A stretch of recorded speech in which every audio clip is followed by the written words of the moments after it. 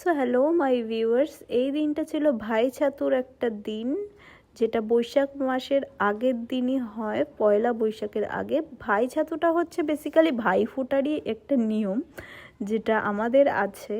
তো আমি সকাল সকাল স্নান টান করে ভাইয়ের বাড়িতে চলে এসেছিলাম। এদিকে আমার বর ভিডিও করছে। আমি এটা অ্যাকচুয়ালি ছাতুটা মাখছিলাম, যেটা ওকে খাওয়াবো। ছাতুটা আমার হাতে আটকে আটকে যাচ্ছিল বলে আমি একটু ফ্রাস্ট্রেটেড হচ্ছিলাম।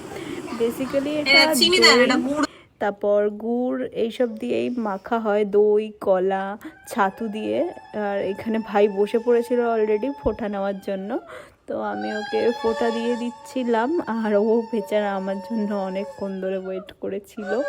আমার আসতে বেসিক্যালি একটু দেরি হয়ে গেছিলো, প্রায় 11টার সময় পৌঁছেছিলাম ওদের বাড়িতে। তো যাই হোক, মোটামুটি মামি আমাকে হেল্প করেছিল সব কিছু সাজাতে।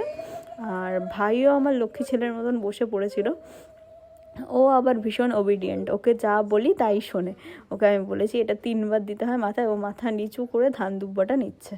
আর এখানে আমি একটু ভাইকে তাপ দিয়ে দিচ্ছিলাম, প্রদীপ আর ধূপের যেটা হয় তাপটা, সেই তাপটা দিতে হয় বেসিক্যালি। তো সেটাই আমি দিচ্ছিলাম। আমি অনেকটা দূরে বসেছিলাম, তাই জন্য আবার একটু এগিয়ে আসলাম। আমি হাত পাচ্ছিলাম না, বেসিক্যালি আমার হাইটটা তো অত বেশি লং নয়, তাই জন্য ওর হাত পাচ্ছিলাম না।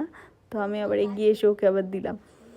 তো তারপর আমি ঠিক ভুলে গেছিলাম কি করতে হয়। তারপর মনে পড়লো যে মেন যে ইনগ্রিডিয়েন্ট ছাতু, সেটাই খাওয়ানো মিসিং হয়ে গেছে। তো আমি ওটা পট করে ওকে খাইয়ে দিলাম। আর ওর মুখে দেখো কি হাসি, আর আমারও বেসিক্যালি খুবই হাসি পাচ্ছিল।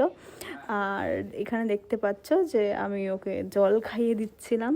তারপরে বেচারার মুখে এতটাই ছাতুর মণ্ডটা বেশি হয়ে গেছিলো, ও মুখটা নাড়তে পারছিল না। আমি ওকে তখনই মিষ্টিটা খাওয়াতে যাবো, আর বলছে আরে ওয়েট করো, আমার মুখ পুরো ফুল হয়ে আছে বেচারা।